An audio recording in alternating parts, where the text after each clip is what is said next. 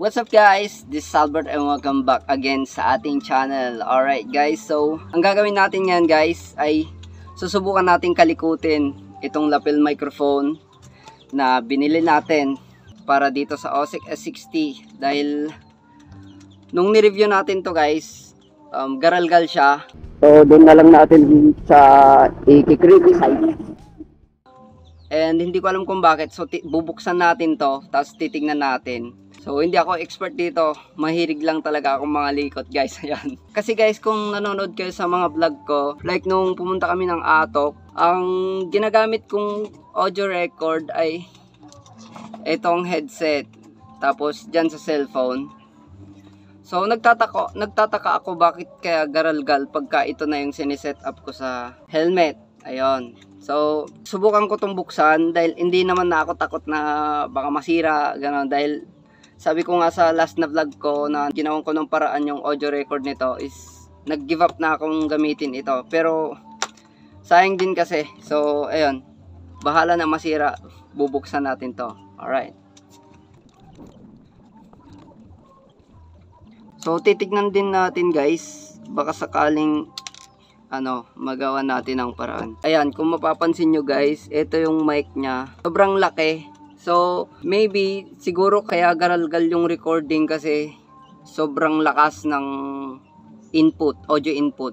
Ewan ko. So, hindi naman ako expert. So, mga hula ko lang yun.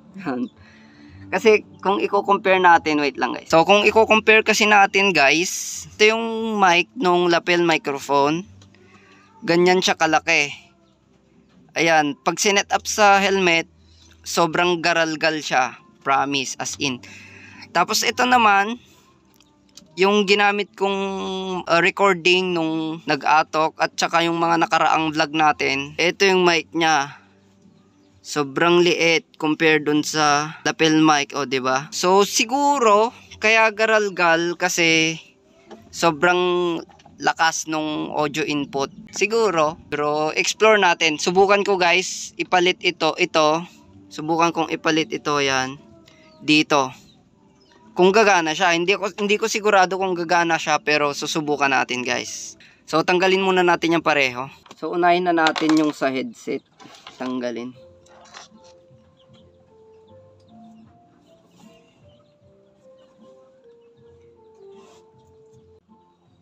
Ang ganda ng sunog ng soldering iron, ha.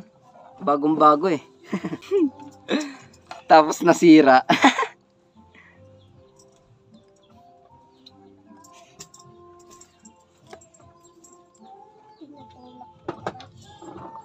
Ayan, tanggal na natin siya guys, oh. Ito yung maliit. Ito na siya guys. So iba yung kulay niya. Pero subukan pa rin natin.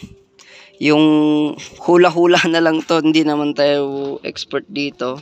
Yan, yung walang balat lagay natin sa negative, tapos yung color pink sa positive. Try natin. Makita. Balin natin. Paano ba yung motor ko? Nakalaman kasi ako. So ayan guys, naidugtong na natin. Wait lang, pakita ko para ito siya.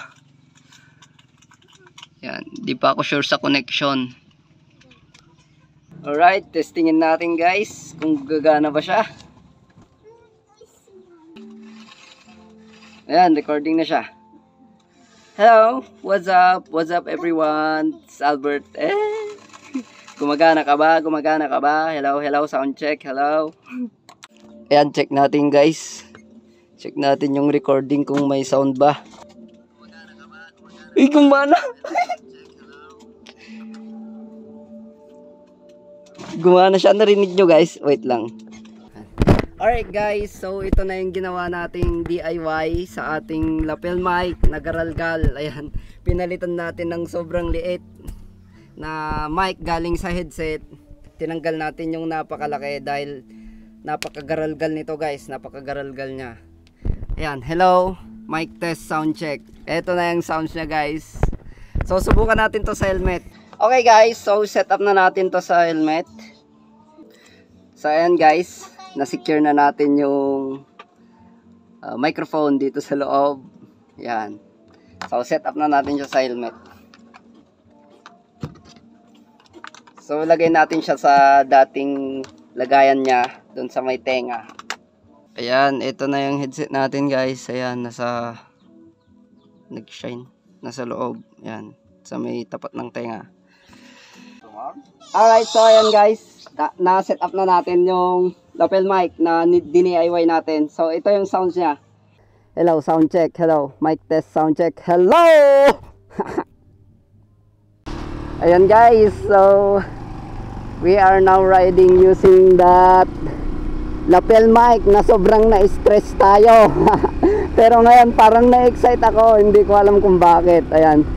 So mamaya titignan natin yung resulta ng recording. Hugas tayo dito. Woo! Ay, pitak. So ang main problem nito guys is garalgal siya pagka tumatakbo ka na dito sa pagka nagra-rides ka na, kasi sinubukan ko siyang i-rides sobrang garalgal siya kapag mabilis na yung takbo. So ayun, ito ngayon napalitan natin ng maliit na mic at gumana naman siya kanina. So subukan natin habang nagra-rides na. So mamaya lalabas tayo sa highway and susubukan natin siyang patakbuhin ng medyo mabilis din. Ayun. So kamusta naman guys yung recording natin? Ayan, hello. Takbo natin 40 kilometers per hour, 30. Ayan. Hindi pa tayo makapagpatakbo ng mabilis. Alright, palabas na tayong highway guys. At dito tayo papunta sa bayan. Okay, let's go. Sana hindi umulan, baka mabasa pa tayo. Nagre-review lang tayo nagte-testing lang tayo ng DIY natin. Patakbuhin natin siya ng 60. Ayan, 60. Naka-close yung visor natin. Ayan, kamusta ang recording? Hello, sound check. Ayan. Subukan natin i-open yung visor. So ayan, naka-open na yung visor natin. Nararamdaman ko yung patak ng ulan. Ay hindi, ambon lang siya, pero ramdam sa mukha ko. Ayan, open visor tayo. Takbo natin 60. Subukan pa nating pabilisin ng konti. 65, ayan. Oops, wait lang. Close ulit natin yung visor guys dahil medyo masakit yung medyo masakit yung patak ng ambon. Alright, tabong 60 na tayo. Sa mga gantong moment, sobrang garalgal ng recording talaga nung dating mic, netong lapel mic na DIY natin kanina. So, ewan ko ngayon, kamusta kaya? Ayan, hindi na tayo lalayo. So, makakuha lang tayo ng footage habang nagra-rides. Okay na yon. Alright, so pabalik na tayo sa bahay. Dahil okay na yon. Okay na yung footage na yon para sa ating review. Alright guys, so andito na ulit tayo sa Kubo. At na-check ko na rin yung video footage na nakuha na natin kanina. Nag-rides tayo. Sinubukan natin yung DIY natin. At ayun, maganda naman yung audio input niya. So may mga konting garalgal pa rin, pero okay na siya. Ayan. So ito lang pala yung dahilan guys kung bakit napakagaralgal nung lapel mic kapag bibili ka sa Shopee ng lapel mic para dito sa OSEC S60. So mas malakas yung kanyang audio input dahil malaki nga itong mic niya. So pinalitan natin siya ng maliit, yung dating headset na ginagamit natin na sineset up natin dito. Gamit pa natin noon yung itong cellphone natin pang record sa rides natin. So ayun, pinalit ko yung mic niya na maliit. Sinulda ko lang doon sa doon sa wire ng lapel mic. Yun, ito na yung resulta. So, pwede na tong gamitin guys sa pagre-rides. Ayan. So, sa mga kapwa ko na gumagamit ng unit na to, OSEC S60 na budget cam. So, ito na yung solusyon. Nahanap ko na yung solusyon para magagamit natin yung lapel mic neto. Alright, so sana nakatulong itong video natin ngayon guys. Maraming salamat sa panonood sa ating vlog. So abang-abang na lang sa mga susunod nating rides. Ayan, so maraming salamat guys. At ride safe everyone.